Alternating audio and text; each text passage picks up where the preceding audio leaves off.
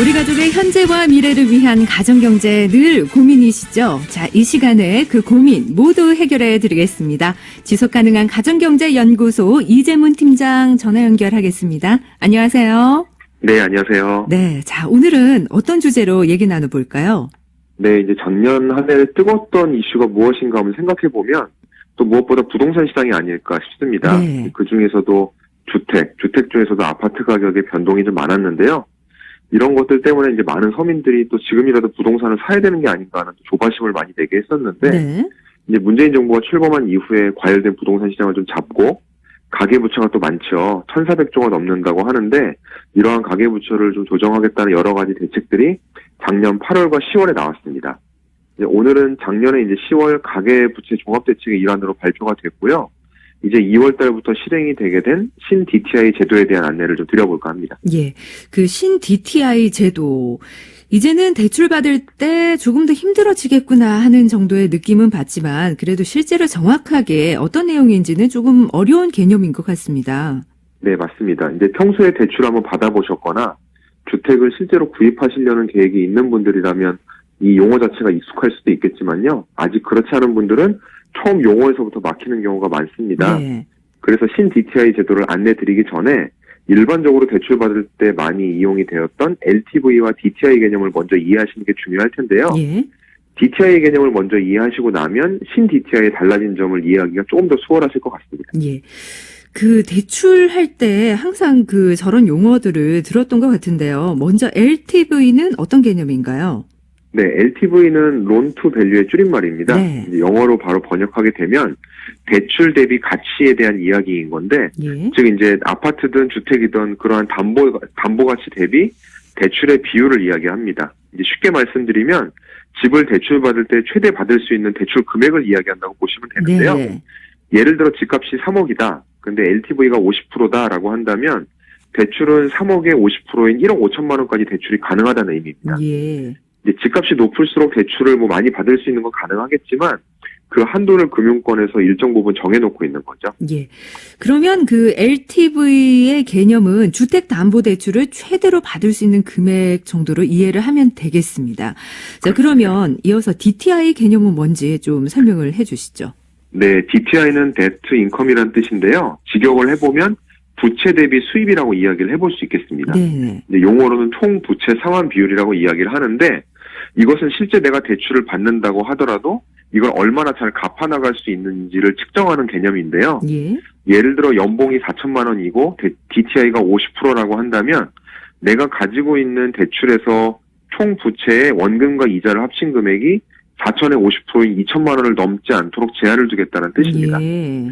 네, 이렇게 LTV랑 DTI 비율을 경기 상황에 맞게 조절을 하면서 대출 금액을 좀 줄여 나갈 수 있는 거고요. 이번 부동산 대책에서도 부동산 과열이 일부 일어난 지역을 투기과열지구 등으로 지정을 해서 이런 비율을 규제를 한 거죠. 그렇군요. 자, 이제 LTV와 DTI의 개념은 이해를 했는데요. 그러면 말씀을 하셨던 신 DTI는 어떤 제도인가요? 네, 원래 신 DTI는 올해 1월부터 실행을 하려고 하다가 좀 내용의 보완을 거쳐서 2월 달부터 이제 바로 시행이 됐습니다. 네. 이제 신 DTI 개념은 주택이 여러 채인 다주택자에게 대출 한도를 규제하기 위해서 기존의 DTI 개념을 확대 적용한 거라고 볼 수 있겠는데요. 예. 이제 주택담보대출을 2건 이상 받을 경우에는 이제 신규 주택에 대한 원금과 이자를 상환하는 부분에 기존의 주택이 이미 대출을 받고 있다면 그거에 이자만 포함해서 계산이 됐었는데 신 DTI의 경우에는 기존에 이미 받았던 대출의 경우도 원금과 이자까지 합해서 대출 한도를 정하겠다는 뜻입니다. 예. 따라서 이제 주택이 2채 이상인 다주택자의 경우는 기존에 이제 대출 가능했던 금액이 기존보다 최대 절반 정도까지 줄어드는 효과를 가지고 있는 거죠. 그렇군요. 매월 상환하는 금액의 기준 한도를 높여서 대출을 제한하는 그런 개념이네요. 네네, 정확히 이해하셨습니다. 근데 여기 추가적인 제한이 하나 더 있는데요. 네. 우리가 보통 주택담보대출을 받을 때는 만기를 좀 길게 갑니다. 20년, 30년 길게 받는데 여기서 신 DTI를 계산할 때는 두 번째 주택의 담보대출을 추가로 받는다 하더라도 기존의 대출을 20년, 30년 길게 받는다 하더라도 만기를 15년으로 짧게 계산합니다. 예. 그렇게 되면 매월 상환해야 되는 금액이 높게 평가가 되기 때문에 예. 여기까지만 설명을 드리면 이제 대출을 조금 더 조이고 줄인 데 초점을 맞춘 거라고 이해를 할 수 있을 텐데 이 외에도 사실 반대로 대출을 조금 더 늘려주는 제도도 함께 담고 있습니다. 반대라면 대출을 더 받을 수 있다 이런 의미인 것 같은데요. 그 어떤 의미에서 대출을 더 받을 수 있다는 건가요? 네, 사실 제가 지금 DTI와 이번에 나온 신 DTI 개념을 말씀을 드렸는데 네. 가장 중요한 것은 바로 소득입니다. 네. 소득 대비 갚을 수 있는 능력을 예. 이야기하는 거다 보니까요. 그래서 소득이 얼마냐에 따라서 상환할 수 있는 금액이 정해지게 되고 지금 당장 소득이 작다면 실제 대출 금액도 작아질 수밖에 없는 건데요. 이번에 제도가 새로 개편이 되면서 현재 신입사원이나 신혼부부 같이 현재 소득은 작지만 향후에 연봉이 또 오를 가능성이 높은 분들은 장래 소득이 증가될 걸 고려해서 장래 예상 소득 증가를 10%까지 늘려서 인정을 해주기로 했고요. 이러한 것들은 급여소득 증가율을 고려했기 때문에 추가적으로 대출을 더 받을 수 있게 됐습니다. 아, 그러면 이번 제도를 통해서 다주택자들에게는 대출 한도를 줄이고 또 소득이 적은 분들에게는 대출 한도가 오히려 조금 늘어나는 계기가 될 수 있다는 말씀이시죠? 네네, 맞습니다. 이제 어떤 제도나 장단점이 있겠지만요. 특히 이제 올 2월에 실행된 제도는 조금 더 알아보신 뒤에 결정을 하면 좋겠는데요. 이제 8월부터는 신 DTI보다 더 강력한 DSR이라는 제도를 또 시행을 하게 됩니다.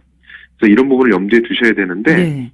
DSR은 기존 대출, 지금 말씀드린 대출에서 한 걸음 더 나아가서 기존에 가지고 있던 신용대출이나 자동차 대출까지 예. 모두 합산해서 적용하는 개념이기 때문에 이렇게 하면은 대출 가능 금액이 더 줄어들 수 있기 때문에 이런 부분은 주의를 좀 하셔야 될 것 같고요. 네. 이제 이런 대출이 꼭 필요한 부분에서 이렇게 선의의 피해자가 나올 수 있다 보니까 신혼부부나 40세 미만의 무주택자 이런 분들에게는 대출 금액을 늘려주겠다라고는 하지만 그 외에 대부분의 분들은 대출 받기가 현실적으로 점점 더 어려워지는 거죠. 그렇군요. 사실 빚은 없으면 가장 좋은 건데요.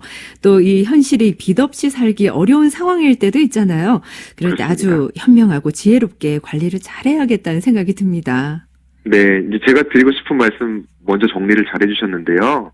지금까지 설명드렸던 개념들이 사실 은행이나 또 금융기관에서 부채의 최대 한도를 정하는 기준인 거지 가정의 적절한 대출 규모를 파악하는 기준은 아니라는 걸 좀 기억하셔야 되고요. 네.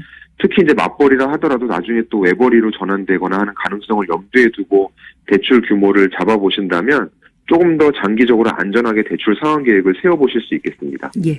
자, 내 가정에 맞는 적절한 대출 계획을 세우는 거 잘 고민을 해보셔야겠습니다. 자, 오늘 말씀 여기까지 듣겠습니다. 네, 고맙습니다. 지금까지 지속가능한 가정경제연구소 이재문 팀장과 함께했습니다.